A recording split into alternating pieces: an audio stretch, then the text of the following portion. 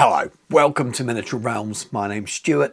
Now the dust has settled on Dawn of the Storm Dragon and all the Cathay releases, I thought it'd be fun again to look ahead and return to some guesswork and predictions that I've already touched upon a little bit on the channel before. But I really want to talk about the upcoming Border Prince's Army of Infamy and what we may find in it.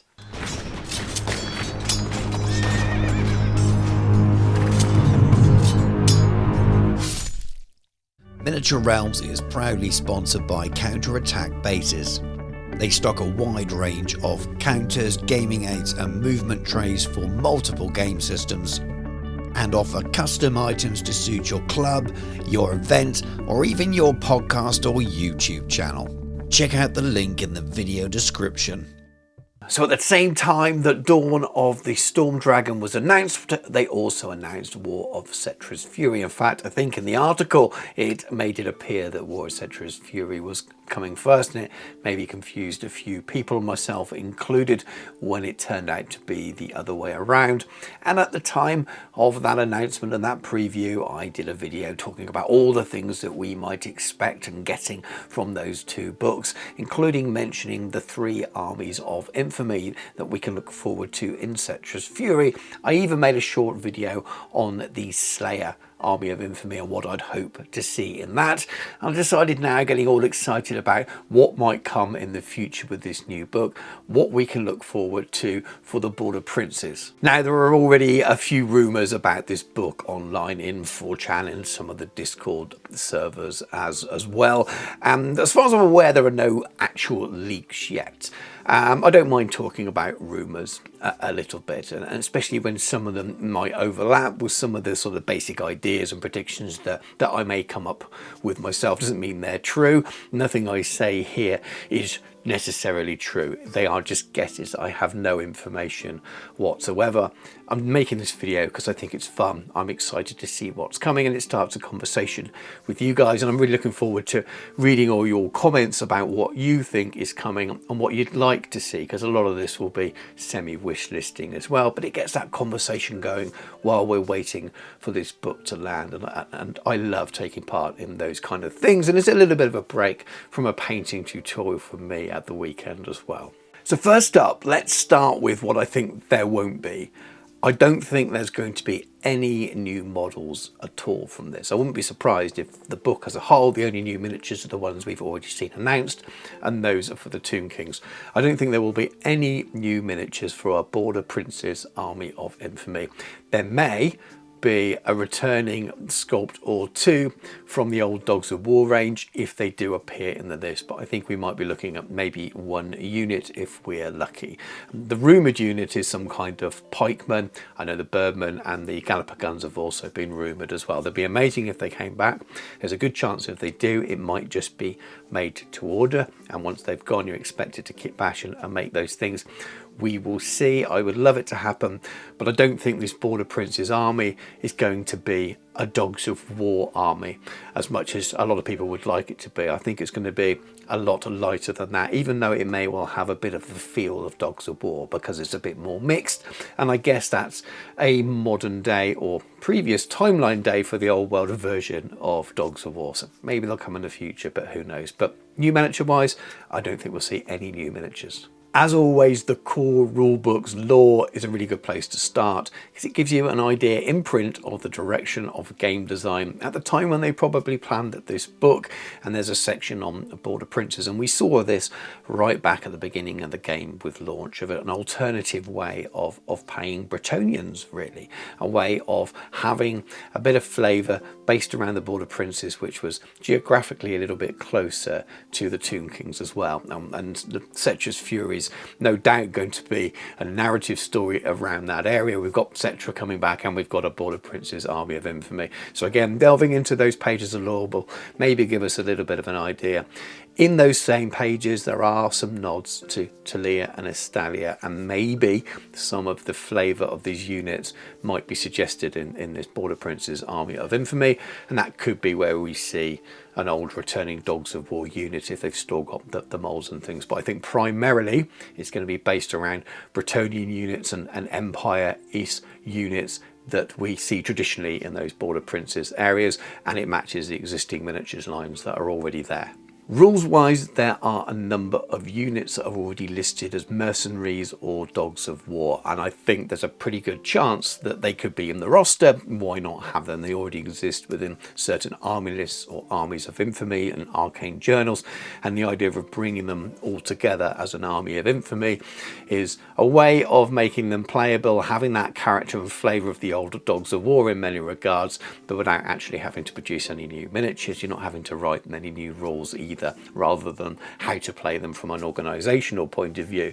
And with that in mind, these are a few of the profiles that already exist out there at the moment that I think we could see find their way onto a Border Princes Army of Infamy roster. We have Outcast Wizards from the Bretonnian Arcane Journal. That would be perfect, and again, this is already a Border Princes themed force there, so why would you not borrow extensively from it? So I think we can see those. Border Princes Brigands from that same list as well. Again, I'd almost expect those to be in there. They already represent the kind of units we'd expect to see. We need some artillery, so why not the Border Princes Bombard? Again, perfect lore-wise. It'd almost be strange not to see it in a Border Princes army of infamy. The next couple I wouldn't call nailed on, but they're definitely possibilities, and they come from the Orc Ungoblin Arcane Journal. And we have the Badlands Ogre Bulls, which would be really cool to see them, and they're there as a Dogs of War unit, so hopefully we will see them there. And then also the Bone Grinder Giants. Now, giants alongside humans and things, maybe not quite as much, but if you're going to have a giant in the list, it would be a cool way of doing it. Of course, we have Doomseekers, and Doomseekers were Dogs of War in Dwarven Mountain Holes and Empire of Man army lists, and another dwarven unit was the Imperial Dwarf Mercenaries as well, and they're also a Dogs of War unit for dwarves and for the Empire of Man, so it would seem to make sense that it would be sellswords within the Border Princes as well, and I really hope we will see those units in this army of infamy. Because Doomseekers are there and Slayers are often sellswords, or historically or lore-wise anyway, found in Empire armies, then I think the Goblin Hewer could find its way in there if they were looking for an existing profile to add some extra artillery to the army, and maybe we will see a Slayer unit as well, or at least the option for taking a Slayer unit. If the Slayer Pirates do return, that could be the way that they get them in the list. Imperial Ogres are another unit that turned up in an arcane journal that could also be taken as Dogs of War for Empire of Man and for dwarves, and I'll be really surprised again if they're not as part of a Border Princes list. It would really add to that mix of units and sellsword types that you'd expect to find in that area. And a real outlier, special character wise, maybe General Hans von Lohenhack, who is a mercenary general, could have been hired by a Border Princes lord to lead the army. I don't think that's going to happen, but it would be fun. And with that thought in mind, what about Cecil Gaston the Wormslayer also being able to lead an army as he's banished to the Border Princes? Now, I don't think that's going to happen either, and in fact I don't really think either of those special characters will find their way in, but I'm putting ideas out there that are not impossible within the themes that we might find around a Border Princes army. So what about the rest of the list and the lineup? I don't think there's a lot of pages for reproducing rules, hence the things I've already listed could be very easily referenced as go and see this page in this book to find the unit entry here.